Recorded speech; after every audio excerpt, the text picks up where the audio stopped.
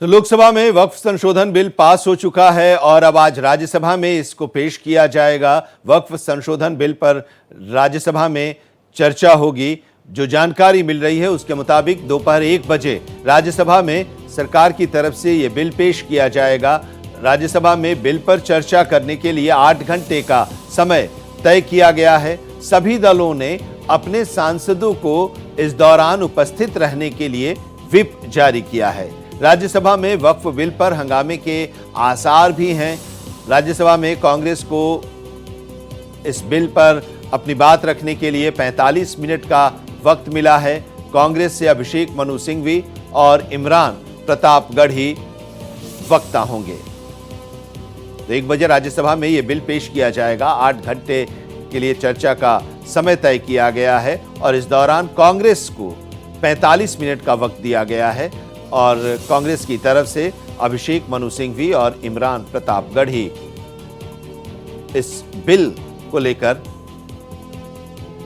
अपनी बात रखेंगे। पार्टी का लाइन अपने भाषण के जरिए सदन में चर्चा के दौरान रखेंगे। तो हम आपको बता दें कि आज राज्यसभा में ये वक्फ संशोधन बिल पेश होना है। लोकसभा में करीब 12 घंटे से भी अधिक समय तक चर्चा हुई और इसे पास कर दिया गया और आज 1 बजे दोपहर। तो पड़े रहना चाहते तो पड़े रहें, हमें उनकी क्या फिक्र है, वो हमारे वोटर हैं। हमें तो जो चाह रहे वो करना है। कुछ लोग यानी वो रिफॉर्मर नहीं है, मोदी जी रिफॉर्मर भी है, परफॉर्मर भी है। इसलिए ये ला रहे हैं कि ये वोट के तुष्टीकरण के लिए नहीं, ये मुस्लिम के सशक्तिकरण के लिए ये बिल है। इसलिए मैं कह रहा हूं कि ये एक तरीके से जो आज तक एक भी इन्होंने उसका सदुपयोग नहीं किया। अब इससे जो इनकम आएगी 153 करोड़ नहीं आएगी, 12,000 करोड़ की इनकम होगी अगर इसका सदुपयोग किया गया। विधवा, ये तलाकशुदा महिलाएं, ये वृद्ध, उनके लिए अनाथालय, बच्चों के लिए शिक्षा के लिए, उनके लिए स्कूलों के लिए, उसके के साथ साथ अस्पताल के लिए, ये सारे प्रयोजन जो वक्फ में लिखे हैं ये नहीं होते थे, अब वो होने वाले हैं। इसलिए इनको दर्द है कि जो दुकानें थी ना भ्रष्टाचार की, वो बंद होंगी और एक तरीके से। प्रशांत त्यागी हमारे संवाददाता इस वक्त हमारे साथ जुड़े हुए हैं। प्रशांत, का लंबी चर्चा के बाद लोकसभा में मत विभाजन हुआ और मत विभाजन के बाद इस बिल को पारित कर लिया गया सरकार के द्वारा। 288 इसके पक्ष में वोट पड़े, 232 विपक्ष में। आज राज्यसभा में इसे पेश किया जाना है। राज्यसभा में किस तरह के जब आज ये बिल पेश किया जाएगा तो क्या वहां पर चर्चा शांतिपूर्ण ढंग से हो पाएगी? क्या रणनीति है विपक्ष की राज्यसभा के लिए? बिल्कुल, देखिए आनंद, आपको बता दूं कि कांग्रेस का साफ तौर पर कहना है कि जिस तरह से कल हमने इस चर्चा के अंदर हिस्सा लिया था वही ढंग जो है आज भी रहेगा। हम इसी तरह से जो अपना पक्ष है वो इस चर्चा के दौरान रखेंगे और कल जिस तरह से सर्वसम्मति से लोकसभा के अंदर वक्फ अमेंडमेंट बिल को पास कर दिया गया है, तो जो नंबर्स हैं वो अभी भी यही कह रहे हैं कि एनडीए का जो पक्ष है वो मजबूत है राज्यसभा के अंदर और इस बिल को राज्यसभा से भी आसानी से पास करा लिया जाएगा। लेकिन अभी कुछ देर पहले ही कांग्रेसी संसदीय दल की बैठक हुई है जिसमें कई महत्वपूर्ण चीज़ों पर चर्चा की गई है कि वक्फ अमेंडमेंट बिल पर आखिरकार किस तरह से पार्टी को स्टैंड रखना है और शांतिपूर्वक इस चर्चा के अंदर हिस्सा लेना है। क्योंकि परसों भी जो फ्लोर लीडर्स की बैठक हुई थी उसमें यही चर्चा की गई थी कि विपक्ष इस पूरे बिल पर वॉकआउट नहीं करेगा बल्कि मजबूती से अपना पक्ष रखेगा और इसका विरोध करेगा। तो यही रणनीति आज राज्यसभा में भी अपनाई जाएगी। करीब 1 बजे इस बिल को टेबल किया जाएगा राज्यसभा के अंदर और कांग्रेस पार्टी को करीब 45 मिनट का जो समय है वो आवंटित हुआ है इस पूरी चर्चा के लिए। और इमरान प्रतापगढ़ी जो कांग्रेस के राज्यसभा सांसद हैं, अभिषेक मनु सिंघवी एक वरिष्ठ राज्यसभा सांसद हैं, वो इस डिस्कशन में हिस्सा लेंगे कांग्रेस पार्टी की तरफ से। देखिए नंबर्स की अगर बात करें आनंद, तो एनडीए का पूर्ण तरह से बहुमत जो है वो इस वक्त वक्फ अमेंडमेंट बिल पर राज्यसभा में भी नजर आ रहा है क्योंकि 115 का एनडीए का नंबर है और बिल पास कराने के लिए 119 का आंकड़ा चाहिए, यानी कि 4 कम है। तो ऐसे में 6 नॉमिनेटेड राज्यसभा सांसद ऐसे हैं जिनका समर्थन जो है सरकार को मिलता दिख रहा है। तो उसके बाद जो आंकड़ा है वो 121 होता है, जो कि 2 नंबर ज्यादा है बिल को पास कराने के बहुमत से। 119 से 121 का 2 आंकड़ा ज्यादा होता है। तो वहीं अगर विपक्ष की बात करें तो कुल मिलाकर कांग्रेस समेत जो अन्य विपक्षी दल है उनका जो आंकड़ा बैठता है वो है 85, जो कि काफी दूर है।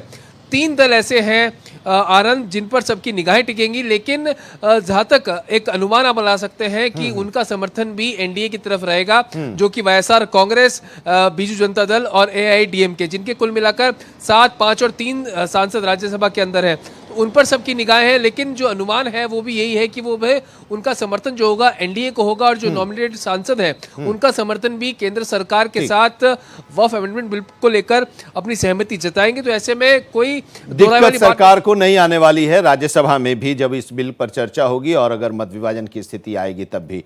प्रशांत हमारे साथ बने रहिए। अभिषेक पांडे मुंबई से और रजनीश भी हमारे साथ लखनऊ से जुड़े हुए हैं। अभिषेक, लोकसभा में पास हो गया ये बिल, और इस लोकसभा में पास होने के बाद, और जैसा कि प्रशांत बता रहे हैं कि राज्यसभा में भी कोई मुश्किल सरकार के सामने नहीं है इस बिल को पास कराने में, संख्या जो है वो एनडीए के पास कंफर्टेबल है। तो ऐसे में वहां पर किस तरह की चर्चा हो रही है? अब ये कानून बनने वाला है, दोनों सदनों से पारित हो जाएगा, उसके बाद राष्ट्रपति के मुहर लगने के बाद, हस्ताक्षर के बाद ये कानून बन जाएगा। तब बिल्कुल, जिस तरीके से आज राज्यसभा में पास होने के बाद फिलहाल अब ये बिल बन जाएगा। हमारे साथ तमाम सारे लोग हैं, हम सीधे उनके पास चलते हैं और जानते हैं कि ये बताइए कि कैसे देखते हैं इस बिल को। देखिए, समय समय पर तो अपने देश में हर बिल में हर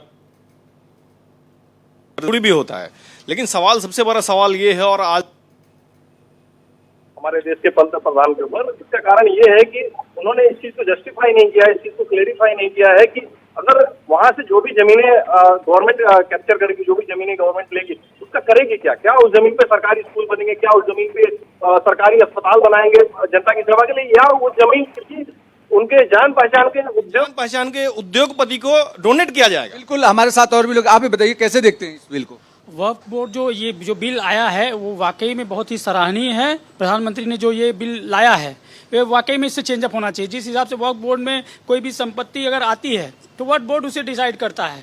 ये जो इन्होंने बदलाव लाया है कि इसे कलेक्टर की निगरानी में इसे पेश किया जाए, ये बहुत ही सराहनीय है। आप कैसे देखते हैं इस बिल को? नहीं भाई, सब बढ़िया बोले।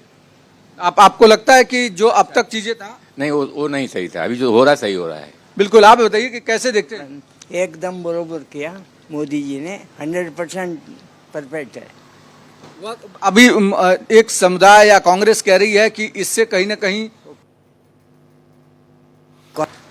गरीब को हटा दिया, गरीबी नहीं हटाया उन्होंने। अभी तक 75 साल में गरीब को ही हटाया, गरीबी को कुछ किया नहीं है। आप ये बताइए कि अभी फिलहाल आपको लगता है कि इसके बाद से जो भी दावे थे, क्योंकि कई ऐसी जगहें थी, जैसे कुंभ मेला पर उन्होंने दावा कर दिया उनकी जमीन पर, संसद भवन को लेकर के कल जिस तरीके से मंत्री ने कहा कि वहां पर भी दावा कर दिया, महाराष्ट्र में 2-3 गांवों को दावा कर दिया, इसको कैसे देखते हैं? अभी हाल ही में कल हमने जब संसद भवन में एक स्टेटमेंट देखा, लालू प्रसाद यादव जी का जो पुराना स्टेटमेंट था, उन्होंने उस समय अपने बिहार की, पटना की कुछ जमीन पर उन्होंने बोला था कि वक्फ बोर्ड दावा कर दे रही। देखते हैं, अभी कहीं पर भी वो दावा कर देते थे, अब कम से कम ट्रिब्यूनल के बाद हाईकोर्ट में भी अपील किया जा सकता है, उसके तमाम सारे अलग अलग पहलू भी सामने आए। देखिए, जहां पे लूफॉल होता है वहां पे बदलाव तो जरूरी है ही, क्योंकि क्या है, इससे विश्वास, अगर इस तरीके के लूफॉल रहते हैं तो आदमी की विश्वसनीयता कम हो जाती है, वो ठीक है, लेकिन सवाल यह है कि वो जो जमीनें सरकार लेगी, वो जमीन का करेगी क्या सरकार? बिल्कुल। और रजनीश भी हमारे साथ लखनऊ से जुड़े हुए हैं। रजनीश, जरा आप बताइए, कल लोग बड़ी ध्यान से इस पूरी चर्चा को सुन रहे थे, उत्तर प्रदेश में भी आप भी उन लोगों से बातचीत कर रहे होंगे, उन लोगों का क्या है जो इस बिल में लाया गया है और जो अब राज्यसभा से पास होने के बाद, राष्ट्रपति की मुहर के बाद ये अधिनियम बन जाएगा? देखिए, सबसे अधिक चूंकि पार्लियामेंट में अगर राज्यसभा की बात की जाए या लोकसभा की बात की जाए, सबसे अधिक संख्या उत्तर प्रदेश से होके जाते हैं। और कुछ ऐसे इशू होते हैं विजय कि जिनकी रिपोर्ट जनता के बीच से होनी चाहिए। वो जनता जो इन नेताओं को चुनती है, जो लोकसभा में भेजी है, और वही लोकसभा का राज्यसभा में भी लोग मतदान करते हैं। हमारे साथ वो लोग हैं जिनसे खुद बात करते हैं कि वक्फ बोर्ड बीते दिन की कहानी हो गई है। जो नया बिल आया है, जिसकी आज राज्यसभा में चर्चा भी होनी है, और राज्यसभा के बनने के बाद एक नया कानून आएगा, आप कैसे इसको देखते हैं? वक्फ बोर्ड बिल पर बहस हुई, बहुत अच्छी बहस हुई। रात में हम लोग लोकसभा में देख रहे थे कि बहुत अच्छी बहस हुई है। अगर ये वक्फ बोर्ड बिल आ रहा है और ये गरीब, वंचित लाचार अल्पसंख्यकों के लिए अगर उनके जीवन स्तर को उठाने वाला आ रहा है तो जनता को स्वागत करना चाहिए और स्वागत करेगी भी जनता, चूंकि जनता ये चाहती है कि गरीबी, बेबसी, लाचारी देश से हटे। और कुछ लोग इतनी जमीन रखे हुए हैं, इतनी जमीन रखे, उसका कोई परिणाम अच्छा नहीं आ रहा था। तो वक्फ बोर्ड बिल जो पास हुआ है जनता स्वागत करेगी। और बस एक बात है, सरकार को नेक नियति से काम करना चाहिए कि ये जमीन किसी पूंजीपति या अडानी अंबानी को नहीं देना चाहिए, ये केवल गरीबों के हित में काम में लगेगा। लोगों के मन में एक सवाल जरूर है कि जो ये जमीन अगर उनसे ली जाती है, आज सरकार उसको अधिग्रहण करने की तो बात कर नहीं रहे, लेकिन कह रहे कि इसका उपयोग नेक नियत से होनी चाहिए। आप क्या सोचते हैं? देखिए, जो बिल लाया गया है वो बहुत सराहनीय कदम है और हर उस अल्पसंख्यक के मन में है, उसके पक्ष में है। रेलवे की बराबर जमीन वक्फ बोर्ड के पास थी और आय कितने थी? 125 करोड़। कहा कितना बड़ा घोटालेबाज हुआ। इस संसद का हम स्वागत करते हैं। इस जो बिल आया है इसके लिए मैं हृदय तल से केंद्र सरकार को बहुत बहुत धन्यवाद देता हूं। चलिए, बहुत बहुत शुक्रिया हमारे साथ जुड़ने के लिए। भी दे रहे हैं रजनीश आपका, अभिषेक आपका भी शुक्रिया, प्रशांत त्यागी हमारे साथ जुड़ने के लिए आपका भी बहुत बहुत शुक्रिया।